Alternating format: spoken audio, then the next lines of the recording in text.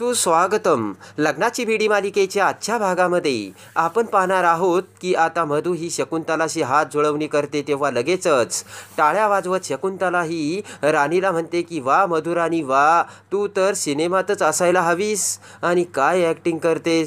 पण खरं सांगू का, रत्नपारख्यांच्या घरी तुझी ही सगळी ॲक्टिंग ना वेस्ट जाते. शकुंतला म्हणते की जा ना, सगळ्या जगाला तू सत्य ओरडून सांग की माझ्या आयुष्यरावांना मीच किडनॅप केलंय म्हणून, मग मी सुद्धा तुझं सत्य ना कसं जगाला सांगते ते बघ. तर आता शकुंतला विभावरीकडे बघत म्हणते की ओ मधुराणीची मम्मा, जा की तिला घेऊन. तेव्हा राणी म्हणते की त्याची काहीच गरज नाहीये. राणी आता शकुंतला समोर येते आणि म्हणते की तुम्हाला जर माझं सत्य आता कळलंच आहे ना, तर आता तुम्ही पूर्ण सत्य ऐका. त्याचं काय आहे ना, माझं राघववरती खूप प्रेम आहे, पण त्या सिंधूने त्या राघवला माझ्यापासून हिरावून घेतलं. माझं प्रेम त्या सिंधूने माझ्यापासून तोडलं. राणी म्हणते की तुम्हाला काय वाटतंय की व्हीलचेअरवर बसून मी हे नाटक मुद्दाम करते का पांगळं असण्याचं, पण मला राघवला मिळवायचंय. राणी म्हणते काय आहे ना शकुंतलाजी, तुमचं आणि माझं ध्येय दोघींचं एकच आहे. आपल्या मार्गात असलेली ती सिंधूला कायमचं दूर करायचंय. राणी म्हणते की तुमच्या पॉलिटिक्समध्ये काय म्हणतात याला माहिती आहे का, तुमच्या शत्रूचा जो मित्र असतो ना तो तुमच्याकडे आलाय आणि तोही मैत्रीचा हात पुढे करायला. असे म्हणत राणी तिचा हात शकुंतला पुढे करते. तेव्हा शकुंतला म्हणते की अगोदर तुला तुझी मैत्री सिद्ध करावी लागेल. ती डॉक्टरीन बाई आहे ना सिंधू, तिचा आणि तो पोलीस रत्नपारखी या दोघांचा डाव पुढचा काय आहे ना हे तू आम्हाला येऊन सांगायचंच, असे शकुंतला राणीला बोलते. आणि तरच आम्ही तुझ्या या गोष्टीचा विचार करू. तेव्हा राणी म्हणते की मला मंजूर आहे. ते बघून शकुंतला आता राणीच्या हातात हात देते. तेव्हा राणी शकुंतलाकडे बघत हसू लागते. इकडे आता राघव पुन्हा लॉकअपमध्ये असलेल्या सिंधूला म्हणतो की सिंधू, हे करणं खरंच गरजेचं आहे का. तेव्हा सिंधू म्हणते की आपल्याकडे दुसरा कोणताच पर्याय नाही आहे राघव, सगळा विचार करूनच मी हा निर्णय घेतला, असे सिंधू राघवला बोलते. सिंधू म्हणते की जोपर्यंत अन्वी सापडत नाही ना तोपर्यंत आपण शकुंतलाला काहीही बोलू शकत नाहीये. सिंधू म्हणते की मला एक सांगा ना, तुम्ही तुमच्या टीमला अन्वीला शोधायला पाठवलं, आत्तापर्यंत ती सापडली का. राघव म्हणतो नाही. तेव्हा सिंधू म्हणते नाही ना सापडली, ती शकुंतलाजी खूप हुशार आहे. सिंधू म्हणते की तेव्हा राघव, मी जो प्लान सांगितला ना तो मला करू द्या प्लीज, आणि अन्वीच्या सुखासाठी. तेव्हा राघव म्हणतो की ठीक आहे सिंधू. सिंधू म्हणते की तुम्ही मला प्रॉमिस द्या की तुम्ही माझी काळजी करत बसणार नाही म्हणून. तेव्हा राघव हा सिंधूच्या हातावर हात ठेवतो आणि त्याचबरोबर आता राघवने त्या जेलच्या चाव्या देखील आता सिंधूच्या हातात दिलेल्या असतात. इकडे आता शकुंतलाच्या घरी कामासाठी बाई पाहिजे असते. त्यावेळेस खूप साऱ्या मुली तिथे आलेल्या असतात आणि त्यांचे इंटरव्ह्यू चालू असतात. तर लगेच सिंधू नऊवारी साडी नेसून डोक्यावर पदर घेऊन तिथे येते आणि लगेच समोर येत म्हणते की मला काम द्यावं भाऊ, मला कामाची खूप गरज आहे. शकुंतला ही आता त्यांच्याकडे बघत असते. तर तो माणूस म्हणतो की तुमचं नाव सांगा. तेव्हा सिंधू म्हणते साधना. तो माणूस म्हणतो अहो पूर्ण नाव सांगा ना. तर सिंधू म्हणते की साधना बर्डे. तर लगेचच तो माणूस म्हणतो की अहो तुमच्या नवऱ्याचं नाव. तर सिंधू म्हणते की नाही, आम्ही नवऱ्याचं नाव असं परक्यासमोर घेत नाही. त्यानंतर तो माणूस म्हणतो अहो डोक्यावरचा पदर तरी काढा ना. सिंधू म्हणते की परक्या माणसासमोर आम्ही तोही काढत नाही. शकुंतला ते सगळे बोलणे ऐकत असते. ते ऐकून आता शकुंतला ही सिंधू समोर येते आणि तोंडावर पदर असलेल्या सिंधूला म्हणते की आमच्यासमोर तुम्ही पदर वर करू शकता आणि आम्हाला तुमचा चेहरा बघायचा आहे. ते ऐकून आता सिंधू विचार करते आणि म्हणते की बाप्पा तूच आता मला मदत कर, आणि मी हे नाटक कशाला करते ना तुला चांगलं माहिती आहे. अन्वी आणि आयुषला शोधेपर्यंत मी कोण आहे हे शकुंतला काकूला अजिबात कळता कामा नये, अशी प्रार्थना आता सिंधू देवाकडे करते. इकडे आता राघव हा पोलीस स्टेशनमधून घरी येतो. तेव्हा राणी आणि राजेश्री हॉलमध्ये असतात. राघवला बघून राजेश्री राघवला पाणी देते. तर आता राजेश्री म्हणते की राघव, तू सिंधूला बरोबर नाही आणलं का. राघव म्हणतो नाही. राजेश्री म्हणते की अजूनही ती पोलीस स्टेशनमध्येच आहे का. राघव म्हणतो हो. काकू लगेचच म्हणते की राघव, अरे अन्वी कुठेही ते कळलं का. राघव म्हणतो नाही काकू, माझी टीम अन्वी आणि आयुषला कालपासून शोधतायत. राघव म्हणतो की इनफॅक्ट शकुंतलाजी सुद्धा DIG सरांना घेऊन पोलीस स्टेशनमध्ये आल्या होत्या. ते ऐकून काकूला धक्का बसतो. तर राजेश्री म्हणते काय म्हणाल्या त्या. राघव म्हणतो की सिंधूला त्यांनी कस्टडीमध्ये ठेवायचं सांगितलंय. राघव म्हणतो मी सुद्धा सिंधूसाठी काहीच करू शकलो नाही. राजेश्री म्हणते की बघा ना, शकुंतलाजींना जे करायचं होतं तेच त्यांनी केलं. तर राणी खूप खुश झालेली असते. काकू म्हणते की त्या शकुंतलाला मी चांगलं ओळखतं. आता सिंधूला ती सहजासहजी सुटू देणार नाही आहे अजिबात. काकू म्हणते की खूप पाताळयंत्री बाई आहे ती आणि आता सिंधूने जे काही केलं तिची तिला शिक्षा मिळणारच. राघव म्हणतो की काकू आपली सिंधू कशी तुला माहिती आहे ना, तिनं जे काही केलं ते अन्वीच्या सुखासाठी केलं. काकू म्हणते की पण त्या सिंधूला हे आगाऊपणा करायचा कोणी सांगितला होता.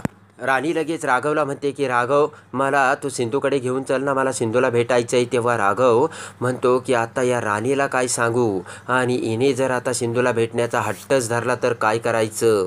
इकडे आता शकुंतला म्हणते की तोंड वर करा, मला तुमचा चेहरा बघायचा आहे. आणि आता स्वतःच्या हाताने शकुंतला सिंधूचा पदर बाजूला करू लागते. पण त्याच वेळेस शकुंतलाला मोबाईल वाजवून एक कॉल आलेला असतो. ताबडतोब शकुंतला ही तशीच बाहेर जाते. इकडे आता राणी म्हणते की राघव मी तुला काय विचारते, मला तू सिंधूला भेटायला घेऊन जाणार आहेस का. राघव म्हणतो की मधू तुला आत्ता सिंधूला भेटता येणार नाही. तेव्हा राणी म्हणते का. राघव म्हणतो की आत्ता सिंधूला कुणालाही भेटायचं नाही आहे आणि तिची काळजी घ्यायला मी आहे ना मधू. मधू म्हणते की राघव मी तुला शेवटचं विचारते बरं का, तुम्हाला भेटायला घेऊन जाणार आहेस का की मी मम्माला घेऊन जाऊ.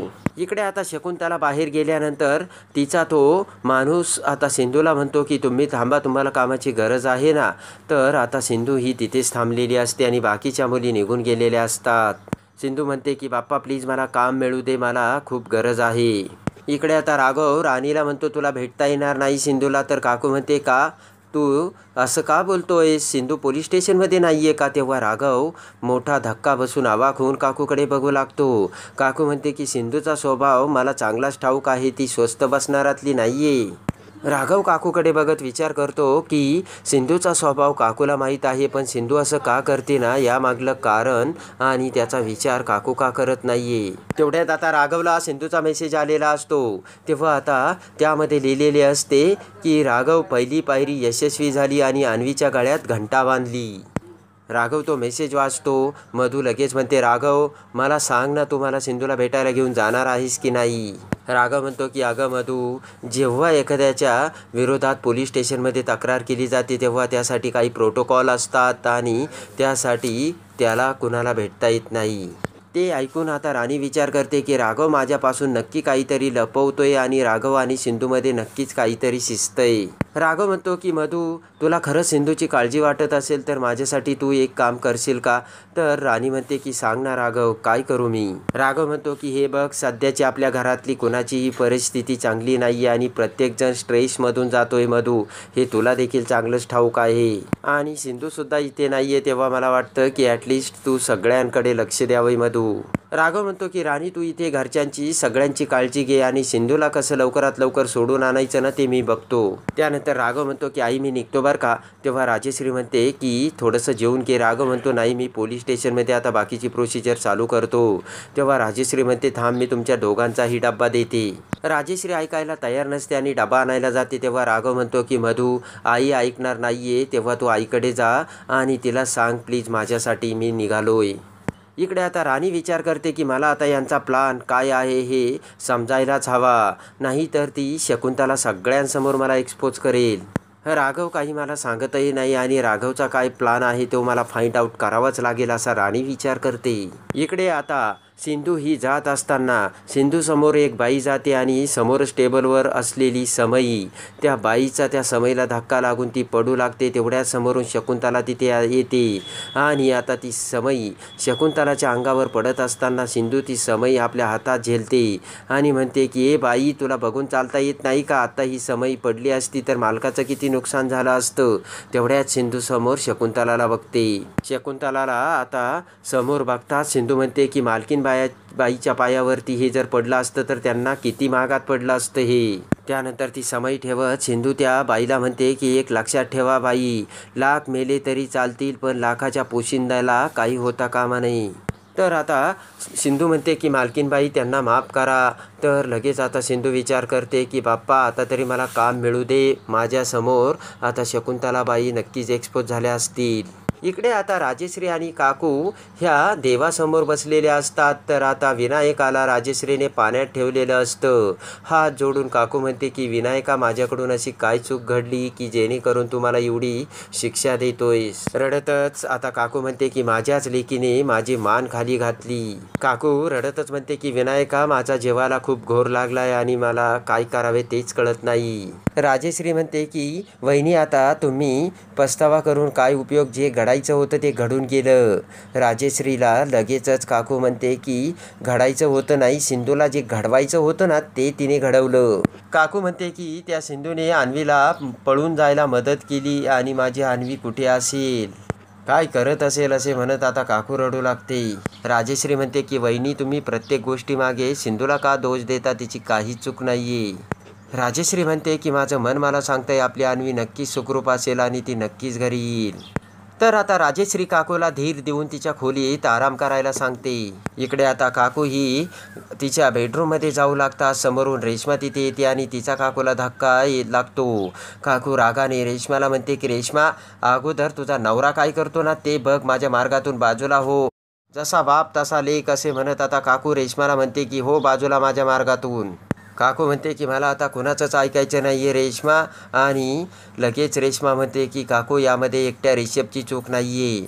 काकू म्हणते की मला माहिती आहे, पण त्या रिषभने बैलासारखं काम करून ते सिंधूचं कशाला ऐकायचं. रेश्माला खूप हर्ट होऊन आता रडतच रेश्मावर निघून जाते. तेवढ्यात पाठीमागून रिषभ तिथे येऊन रेश्माला बघतो. तर रेश्मा निघून जाताच रिषभ काकूसमोर येतो आणि म्हणतो की रेश्माला काय झालं काकू. तेव्हा लगेच काकू म्हणते की आली सिंधूची कैवारी आली. काकू म्हणते की रिषभ, केवढा मोठा झाला रे तू आणि अक्कल वापरायला कधी शिकणार आहे.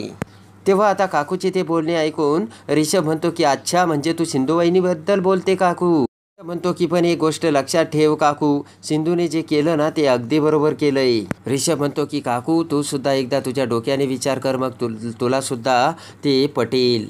तर काकू म्हणते की मला अक्कल शिकवण्या एवढा मोठा झालाय का रिषभ तू. इकडे आता शकुंतला ही सिंधूला म्हणते की तुझं हे काम आवडलं आपल्याला. तेव्हा सिंधू म्हणते की मालकीनबाई, प्लीज मला कामावर ठेवा आणि माझा स्वभाव इतका चांगला आहे की तुम्हाला सुद्धा मी आवडू लागेन. इकडे आता शकुंतला म्हणते की आम्ही तुला कामावरती ठेवलं म्हणून समज. तर लगेच पाया पडत सिंधू म्हणते की लई उपकार झाले मालकीनबाई तुमचे. शकुंतला म्हणते की पण एक गोष्ट लक्षात ठेव, आम्ही जे प्रश्न विचारले ना फक्त त्याच प्रश्नांची उत्तरे द्यायची. सिंधू म्हणते ठीक आहे मालकीनबाई. शकुंतला म्हणते की तुम्ही अगोदर तुमचा पदर तोंडावरून बाजूला ठेवा, आम्हाला तुमचा चेहरा बघायचा आहे. सिंधू म्हणते की ते सोडून बोला मालकीनबाई. तेव्हा शकुंतला म्हणते की का. सिंधू म्हणते की आमचा नवस आहे आणि जोपर्यंत नवस पूर्ण होत नाही तोपर्यंत आम्ही पदर नाही काढू शकत. पण मालकीनबाई, मी एवढा छान स्वयंपाक करते ना, तुम्ही बघतच राहाल. तेव्हा आता शकुंतला म्हणते की ठीक आहे, आणि शेरा हिला आतमध्ये घेऊन जा आणि सगळी कामं समजून सांग हिला. शकुंतला म्हणते की एक काम कर शेरा, हिला आमच्यापासून दूर ठेवत जा. आणि शकुंतला तेथून निघून जाते.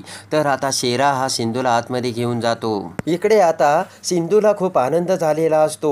तर आता शकुंतला पुन्हा राणीला फोन करते आणि म्हणते की ती डॉक्टरीन बाई आणि तो पोलीस रत्न बारकी यांच्या डोक्यात काय चाललं ते मला समजायला हवं.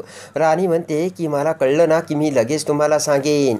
तेव्हा आता शकुंतला म्हणते की हे असलं काम आम्हाला चालत नाही, त्यांचं जे काही चाललं ना ते मला लगेच समजायला हवं, नाही तर मी तुमचं पितळ सगळ्यांसमोर उघडं करील, असे आता शकुंतला राणीला सांगते. इकडे आता हॉलमधल्या सोफ्यासमोर आता सिंधू ही गुपचूप येऊन रेकॉर्डरचा माईक तिथे ठेवते. तेवढ्यात पाठीमागून शकुंतला तिथे येते आणि सिंधूला म्हणते की तू इथे काय करते. तर आता सिंधू पुन्हा शकुंतलाला चकवा देऊन आता सिंधूने तो रेकॉर्डर तिथे फिट केलेला असतो आणि आता त्या माईकमधून सिंधू ही अन्वीला कुठं किडनॅप करून ठेवले हे सत्य आता शकुंतलाकडून कसे पुराव्यासकट बाहेर काढते आणि अन्वी आयुषची सुटका करून शकुंतलानेच अन्वी आणि आयुषला किडनॅप केल्याचे सत्य समोर आणून आता सिंधू ही शकुंतलाचा कसा माज उतरवते आणि राणीचे काळे कपट कसे बाहेर काढते हे बघण्यासाठी आणि लग्नाची बीडी मालिकेच्या डेली अपडेटसाठी बेल नोटिफिकेशनवर क्लिक करून आपल्या चॅनलला लाईक करा, सबस्क्राईब